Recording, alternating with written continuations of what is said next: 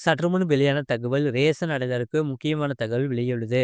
அது எதுன்னு பார்க்க போறோம். நீ நம்ம சேனலை சப்ஸ்கிரைப் பண்ண மாதிரினா மறக்காம லைக் பண்ணிக்கோங்க, சப்ஸ்கிரைப் பண்ணிக்கோங்க. உங்க நண்பர்களுக்கு தெரியப்படுத்த ஷேர் பண்ணுங்க.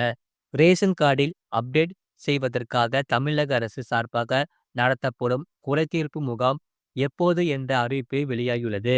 ரேஷன் கார்டு வைத்திருக்கும் குடும்பங்களின் குறைகளை தீர்க்க தமிழக அரசு சார்பாக நடத்தப்படும் குறைதீர்ப்பு முகாம் ஜனவரி 25ஆம் தேதி நடைபெறும் என்று அறிவிக்கப்பட்டுள்ளது.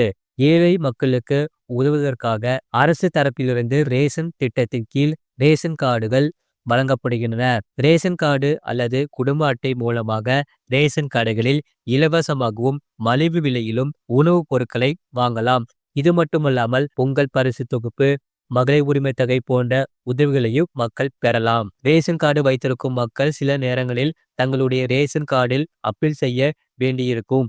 முழு லிங்க் கீழே கிளிக் பண்ணி பாருங்க.